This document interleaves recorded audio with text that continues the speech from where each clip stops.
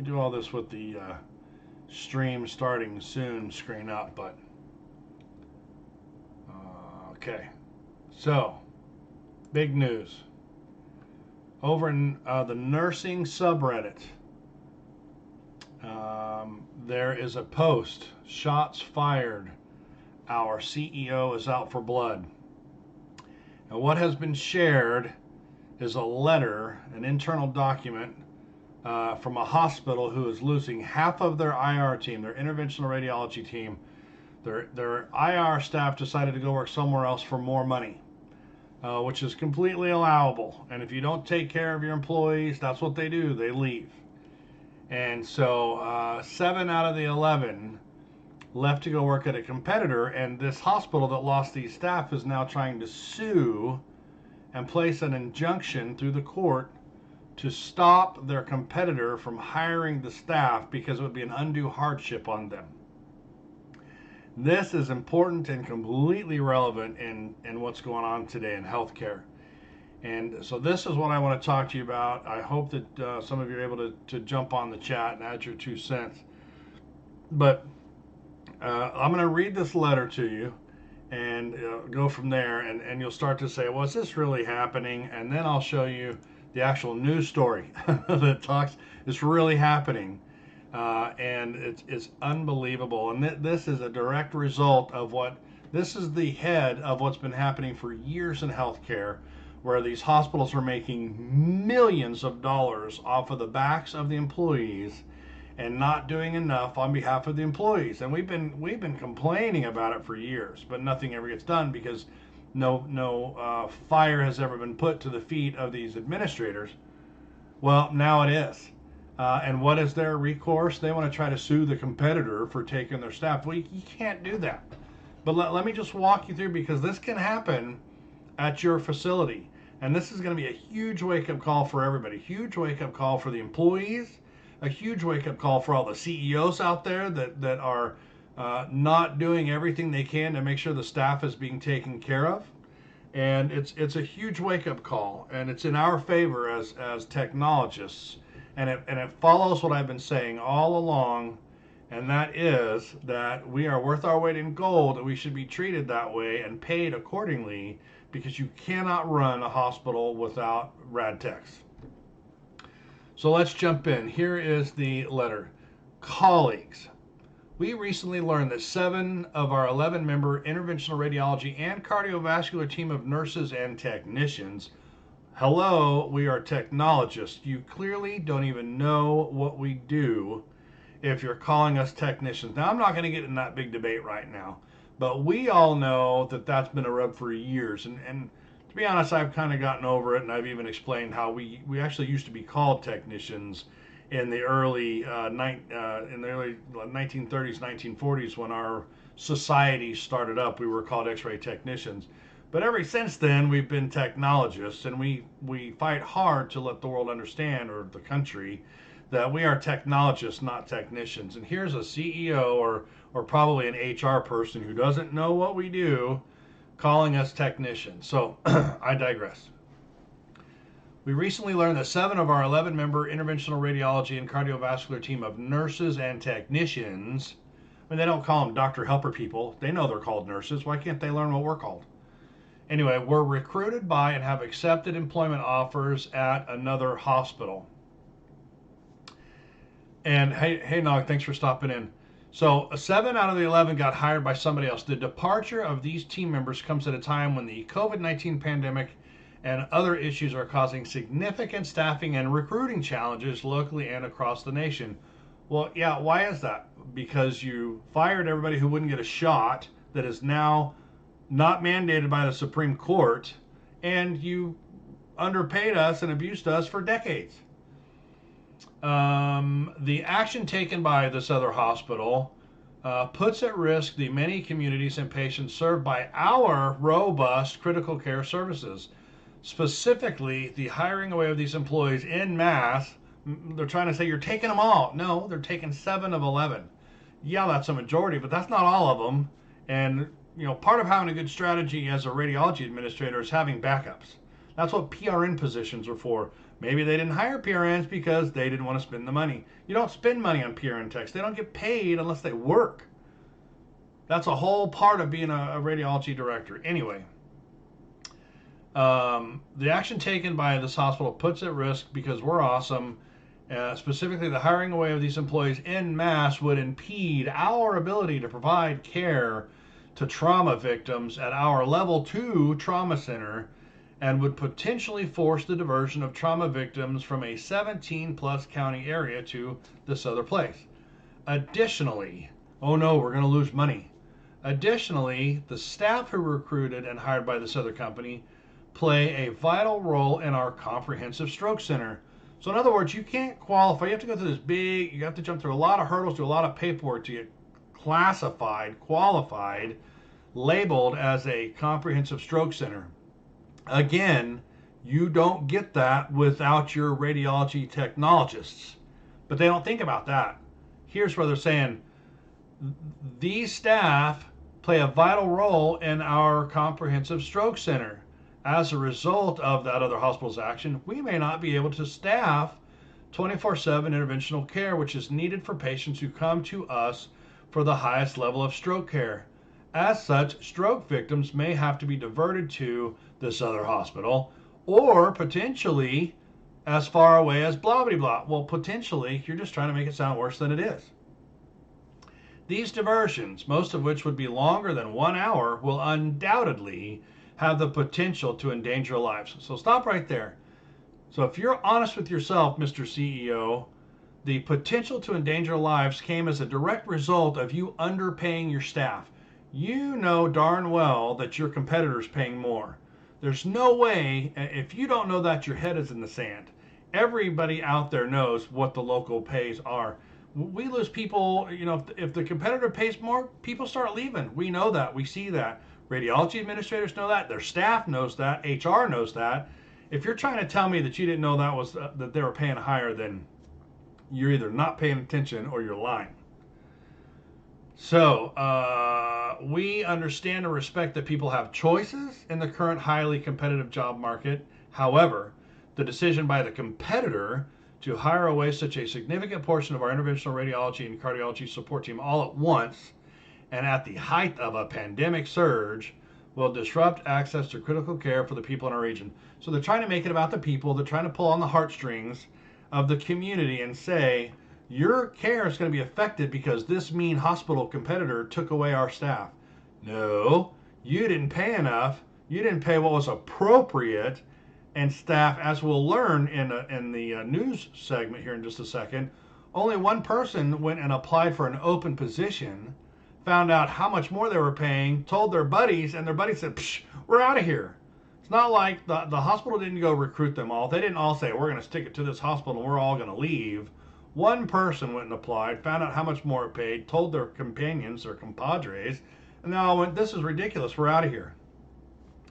So it goes on to say, while we have tried to work with the competitor for additional time to execute a plan for staffing coverage that will provide the long-term continuation of services that support trauma, stroke, and other essential areas of care, competitor was unwilling to collaborate with us.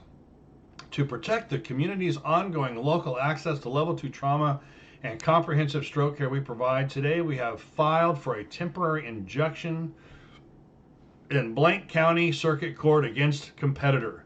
With this legal action, we are asking the court to grant the injunction to maintain the status quo until we can hire replacement staff for this vital department, which will allow us to protect access to the critical care services support by our team. Now, what we're going to see, because we're going to hop over to Reddit and start reading through some of the comments, what we're going to see is, in other words, this hospital that didn't pay enough to retain their staff, for one, they were given the opportunity to counter and offer more and chose not to. And two, what was the legal action we were asking the court?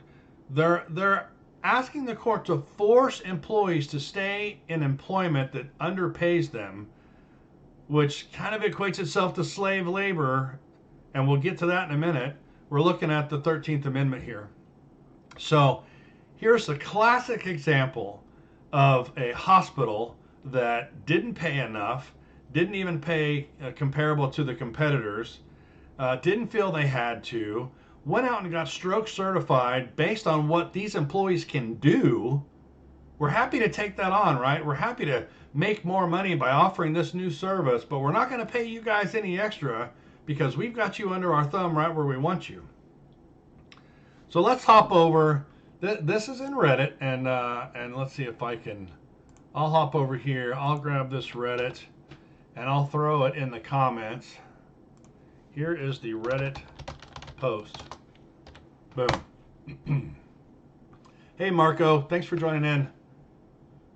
Pay will go up, and that's what I was trying to think of when I was talking about this article. When it says we want an injunction until we can hire more people, they can hire somebody right now through a traveling staffing agency. They're going to have to pay 3 to 4 times the normal amount, and guess whose fault that is? Because you didn't want to pay an extra $5 an hour to your employees. Now you're going to have to hire a traveler at $100+ an hour, because that's what they cost, especially in interventional. You're going to have to pay $80 to $100 and up an hour when you could have just paid $5 more an hour to the current staff, and all your problems would have been solved. So this is supply and demand.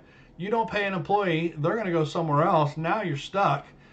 You're either going to lose your stroke certification, which you don't want to do for several reasons, or you're going to have to go hire traveling techs. So start watching for those ads to hit our Facebook group. If you're not on our Facebook group, you should go over and join, because we've got staffing agencies coming in droves offering jobs now, and they're offering sign-on bonuses for little 13-week contracts. Hospitals need people just to show up and help them out until they can hire staff, and they're paying big money for travelers, and they're paying big sign-on bonuses. So here we go. This is the start of the big thing that we've been watching for and waiting for. Finally, somebody is doing something, and it's going to get national recognition. So I've posted where that's at in Reddit, and now let's hop over to the news. And this is where all the information was redacted in that letter, and I knew in the Reddit comments somebody would out who these people are, and sure enough, here's the news on what's going on. So let's pop that in there, and we're going to discover a lot more about what's really going on, because of course that letter from the CEO doesn't explain a lot of the details. It's about woe is us. We're this poor hospital that's just trying to provide care for our local community, and our competitor is taking away our employees, and it's not fair to us or the community. Well, let's find out what the real story is. For joining us, a dispute over workers between 2 Fox Valley healthcare providers is now before an Outagamie County judge. Today, ThedaCare filed for a temporary injunction against Ascension, Wisconsin. It's alleging that the company could cause community harm by recruiting a majority of its comprehensive stroke care team.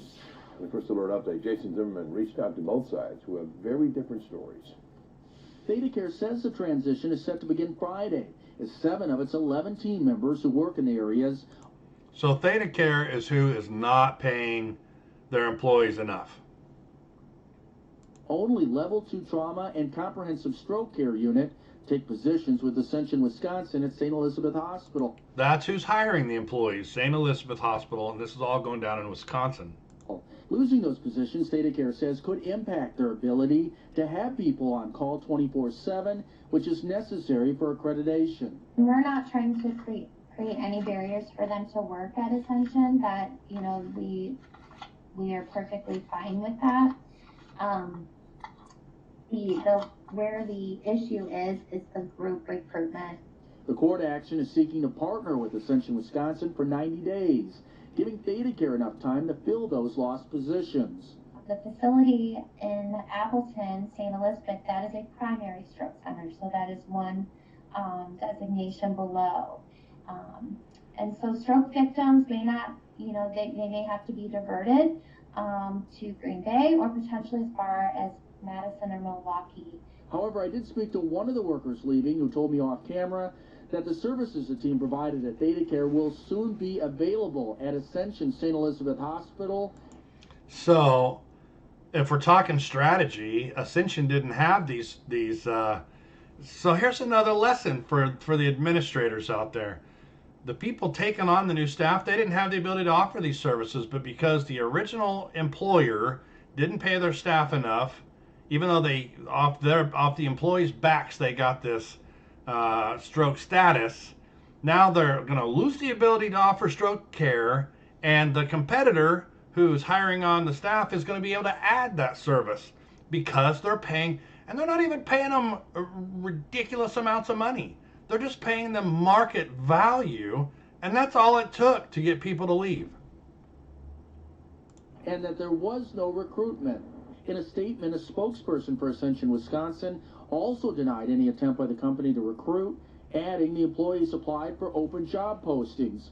And it is Ascension Wisconsin's understanding that DataCare had an opportunity but declined to make competitive counteroffers to retain its former employees. So, again, you found out what was going on. I mean, I could understand that. If I was a tech and I felt underpaid and I got this other and they wanted to offer me 5, so comfort breeds security. I'm comfortable working where I've been working for 10 years. I'm comfortable with the equipment. I know the hospital. I know the people.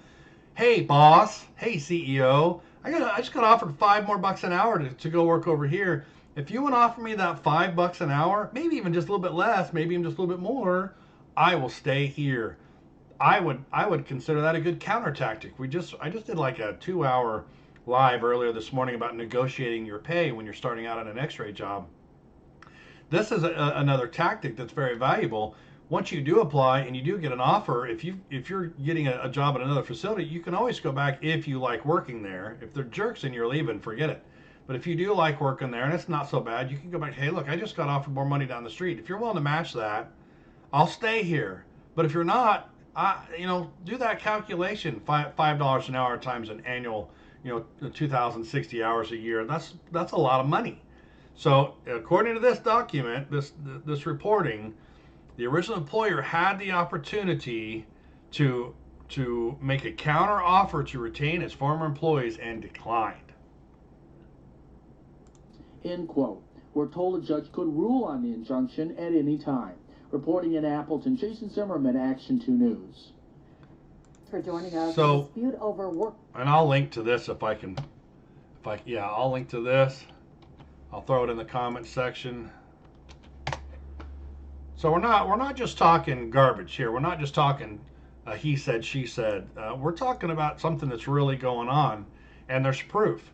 So I really like getting in. A lot of times the gold in social media is in the comments. Usually more humor than anything else. But I knew this thing over on Reddit has 3,000 comments already. I knew somebody would end up chiming in that works there or knows the behind the scenes, and that's where I got the link to the news article or the news video.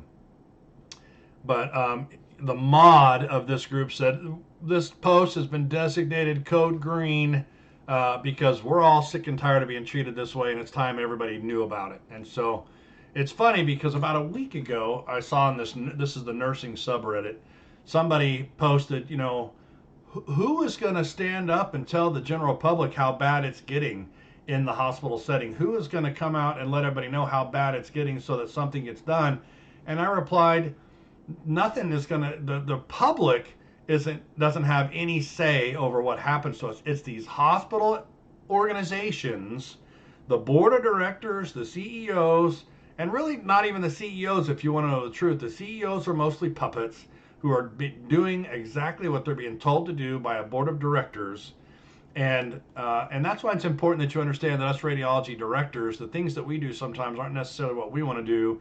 It's what we're being forced to do. And we do the best we can doing what we think needs to be done with what we're given.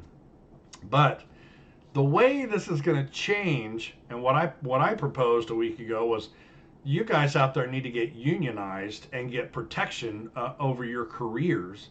That's one way that this can be settled, because up until now we've just been pushed around and shoved around and paid garbage and being told, if you don't come in, maybe you're going to get less hours going forward, or if you don't come in, we'll replace you with somebody who will, or whatever.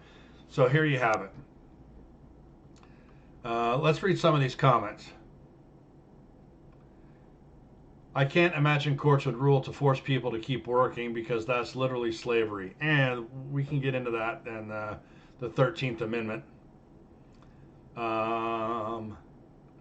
It's very interesting that the labor market is now at the point where teachers and nurses are going to be walking away from their professions too, and these are highly professional fields. Really poor management in a lot of fields has led to understaffing to the point where the loss of a small percentage of people is leading to very high demand and much more competitive market, and management doesn't know how to deal with it because it's absolutely not the playing field they are used to. Well spoken. Currently, they're trying to start programs where teenagers can become big rig truck drivers, which is insane. But teachers and nurses or rad techs are not professions that you can replace with teenagers, so our country doesn't know how to handle it. So we're seeing upper management that thinks they can force people to stay at their jobs. It's insanity in this country right now. And with the way this pandemic is going, it doesn't look like it's going to slow down at any point, and all these jobs and many more are going to become just like this. This is so relevant right now in our careers. So I would encourage you just to watch this stuff, watch that video, learn about what's going on, talk to your peers, talk amongst yourselves and say, how are we being treated? Are we being treated fairly? Are we being paid? And be realistic. I'm sure we all want to make more money. But if you want to know what the market rate is for your job, I've already gone over several ways you can do that. The ASRT publishes the annual salaries on their website. You should be a member of the ASRT already, and if you are, you can access those annual surveys. If you're not, they did post one back in 2019 that shows all of the rates. It's right here. Radiologic Technologist Wage and Salary Survey by the ASRT, and this is a couple years old, so wages have gone up, certainly in light of all this crazy COVID and all that, with travelers being paid so much more. But they go over how they come up with their numbers, and this is an average across the country, right? So when they list the average pay for California, that's northern and southern and the middle all averaged together. It's big hospital, little hospital, outpatient clinic. It's all together and averaged and based on replies to the survey. They don't contact all the HR departments and get actual data from the HR departments. They put out a letter to all the x-ray technologists and say, if you don't mind, tell us what you're making. And they ask things like, how big is your hospital and how many years have you been doing it? Do you hold any other modality certificates? But this will tell you all kinds of things. It'll tell you the average for each modality out there, and it goes back to 2007. So it kind of you can almost project into 2022 based on the percentage of change in here, because you're looking at 5% change, 7% change. So I would say going forward, I would put a minimum of 7% change year over year from 2019 to see where you should be at now. But it goes over not only modalities, but what do staff techs make, senior techs, supervisors, managers, chief techs, instructors at a school, program directors, administrators, all these different titles going up the corporate ladder. And then it breaks it down by hospital not-profit, hospital for-profit, imaging centers, outpatient clinics, a VA facility, mobiles, corporates, and then it continues to go. Do you get any extra money if you have an associate's or a bachelor's or a master's or a doctorate? And then, based on years of experience, how much more you can expect to get. And then finally, by state. So if I'm a student in Alabama and I'm going to graduate and I want to know how much I could look at making, you can find approximately, by looking up Alabama here, they make about $46,000 a year. Again, this is back in 2019. And again, that's an average across the whole state. And again, it varies, that may be the average, but a big hospital will pay you more, a little hospital may pay you less, whatever. This is where you go. And if you want to go to our Facebook group, again, come here to Facebook, go to the Radiologic Technologist group, and we have 4,000 members that answer questions. I've seen people on here say, hey, I want to get a job in Southern California. Any of you out there working there, can you tell me what you're making? And they'll post it. because it's not illegal to say what you make. Your hospitals may tell you that you're not supposed to do that, but that's because they don't want to have to fight with people. And look where that's gotten them. Look where we are now in the state of healthcare, because we weren't allowed to freely talk about pay, and we were told that we would get in trouble. You'll get written up if you talk about your pay. So come here, say, look, I'm in Arkansas, and I'm thinking about relocating to Texas.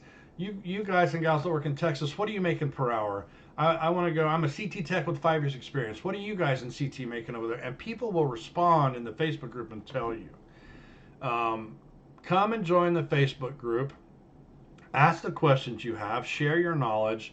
It's a great place to be amongst your peers, talk openly, and find out the truth. Here's one, for example, it just popped up 47 minutes ago. Batesville, Arkansas needs a rad tech in their cath lab. A 13-week, 40-hour travel assignment. It's paying $41.36 a week.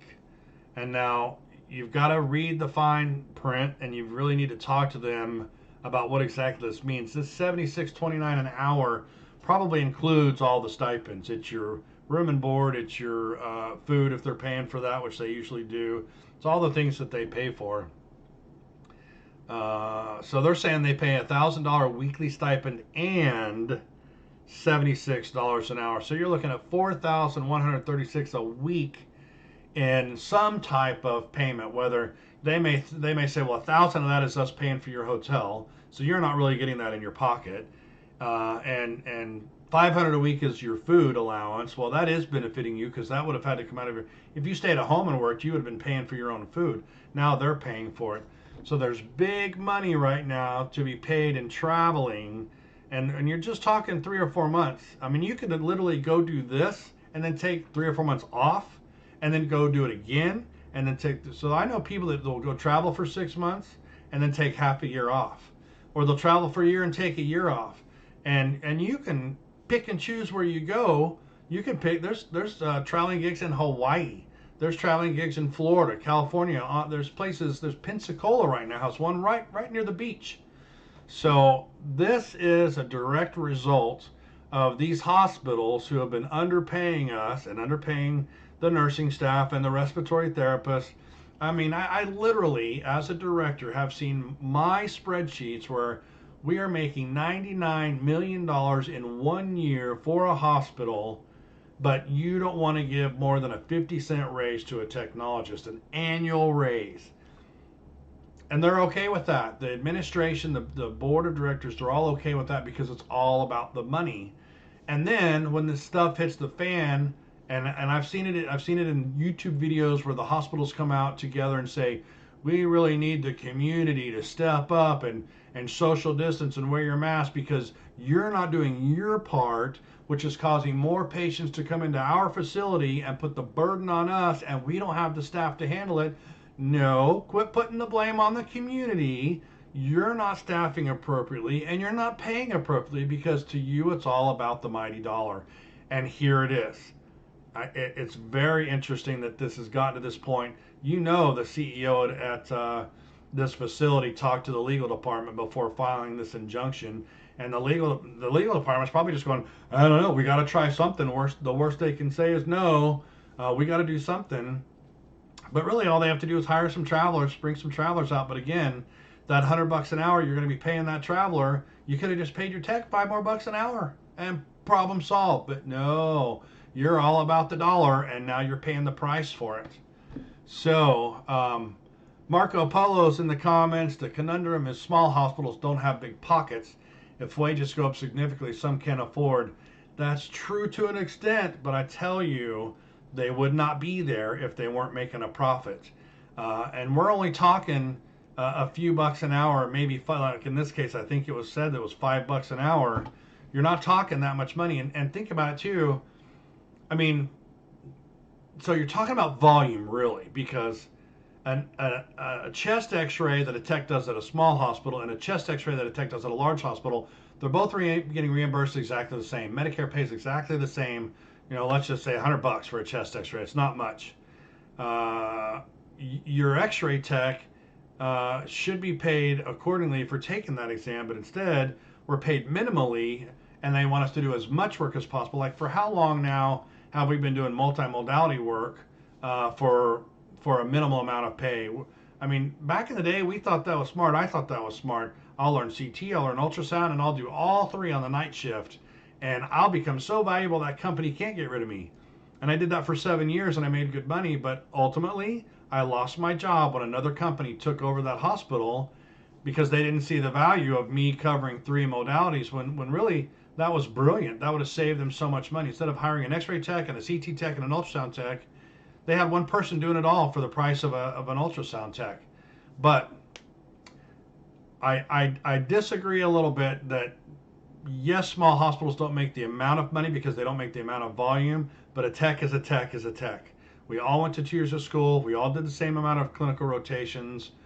We all, I don't know what too long means.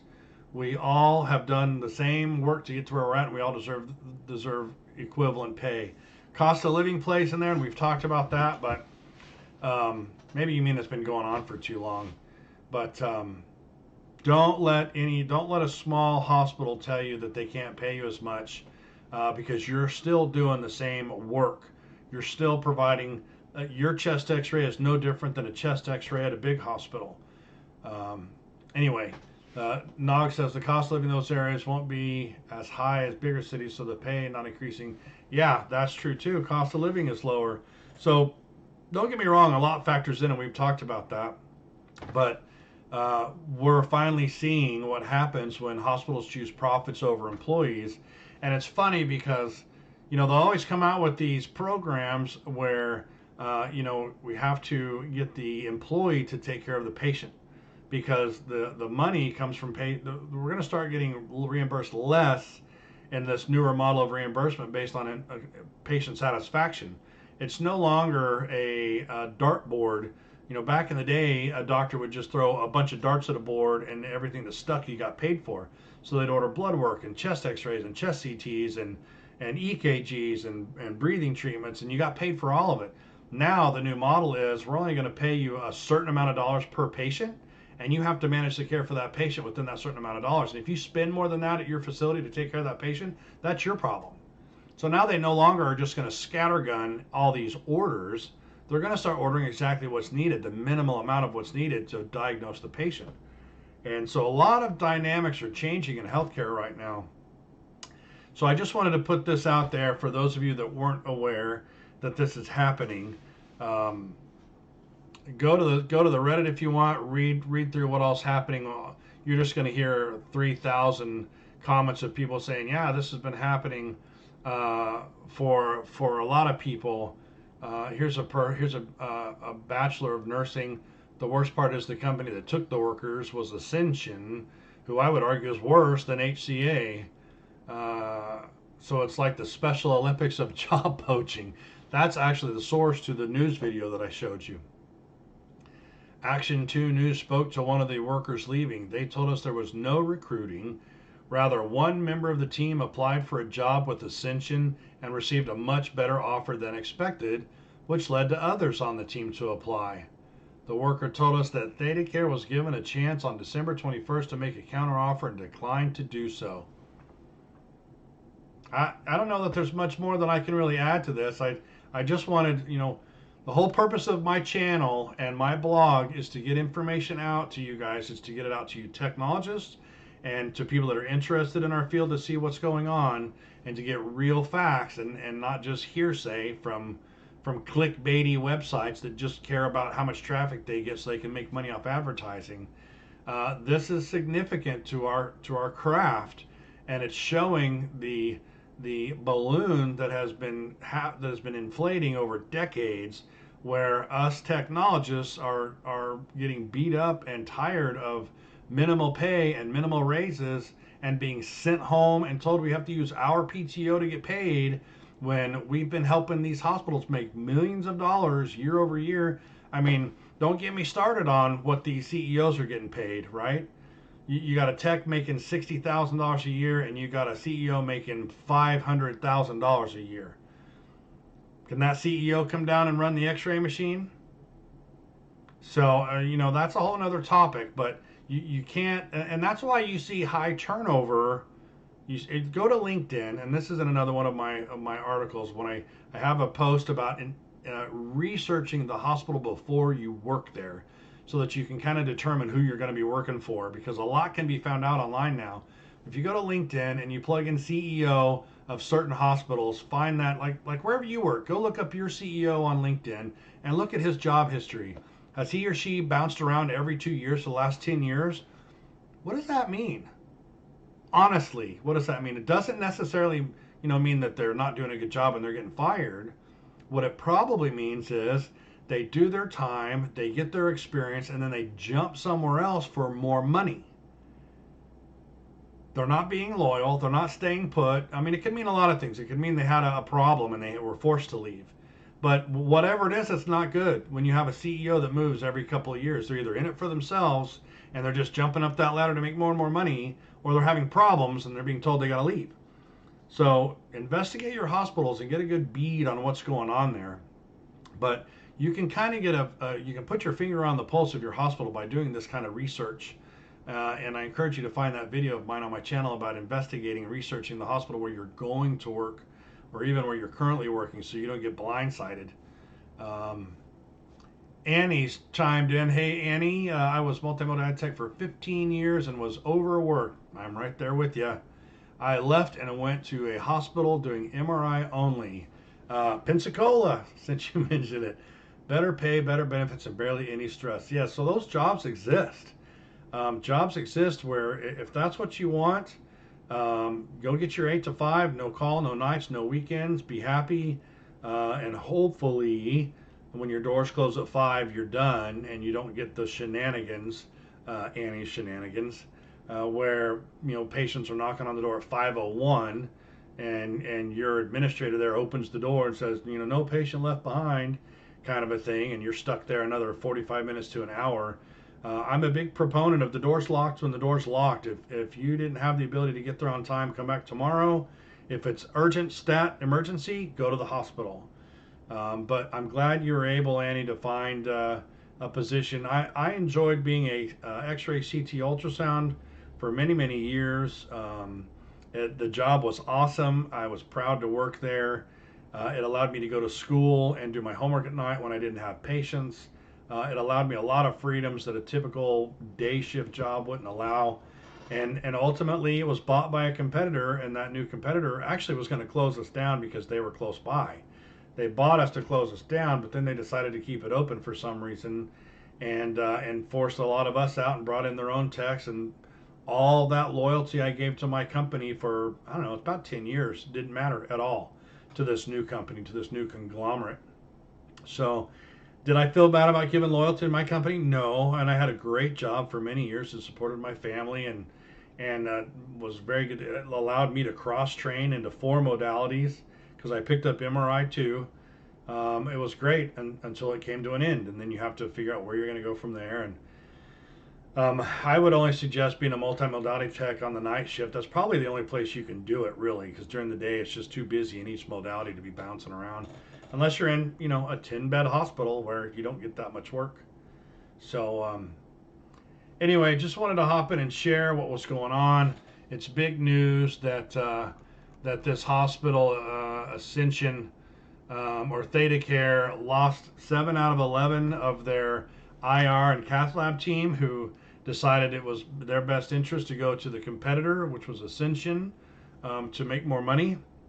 And now Theta Care decides the best resolution is to sue and try to get an injunction to stop Ascension from taking their employees. And they're saying it's going to cause a disruption in patient care. And I hope that those involved in the court case understand that there are other options. You can hire travelers. You can get travelers in there within a matter of days. But the hospital doesn't want to pay it, just like they didn't want to pay the staff the appropriate amount of wages to stay. It also says in all this that they have the option to counter, which they probably could have countered at the same rate of pay and kept them, but clearly they didn't, either because they didn't want to or because they just couldn't pull their act together fast enough to get a decision on what that would look like on the books. But I guarantee you, keeping that stroke center status and keeping that staff was way more valuable than hiring travelers and shutting down the stroke center and possibly losing your stroke status because you lost your staff. So it's a big wake-up call for CEOs and administrators and board of directors out there that have always turned a blind eye to underpaying staff, and we've always called it a skeleton crew with tongue in cheek, but that's where you staff the minimum. I had an administrator at one of my last gigs said, well, can't you just staff the bare minimum, and when traffic picks up, then you call people in? Can't you just put your staff on call and just call them in when more patients show up? She was talking about my full-time staff. Just put your full-time staff on call. Forget the fact that you hired them for 40 hours a week. Just put them on call and call them in. Odds are they'll get enough callbacks that they'll probably make more money with callback pay than they would have on their staff. If you think that's true, then you're even more of an idiot. Now you're saying pay them more to do the job they were already going to do. But that's what a senior hospital administrator wanted me. Why can't you just put your staff on call and call them in? Leave one person here, leave a couple people here. This is at a hospital that had over 200 beds. That person's no longer in that role, by the way. But neither am I, right? Because that hospital didn't see my value either when I started stepping up and speaking my mind and saying, this is ridiculous. You can't do this. So there it is. I hope that this is something that gives you something to think about. I hope it helps to reinforce the fact that technologists have value, that you're worth your weight in gold. Don't forget all the trouble you went through to become a radiographer, all the schooling, the classes, the testing, the board exams, the clinical hours, the garbage you put up with on your clinical rotations. Because the career is worth it. What we do is worth it. We help patients. We uncover solutions to problems. We make people's lives better, and it's a worthwhile career.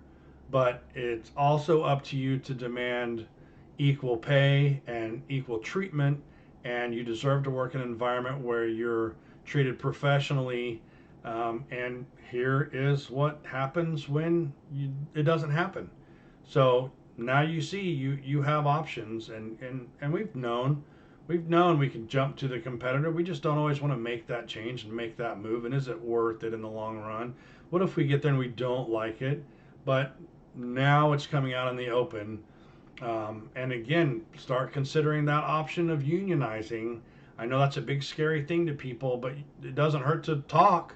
It doesn't hurt to call a local union or Google search union representation for radiologic technologists.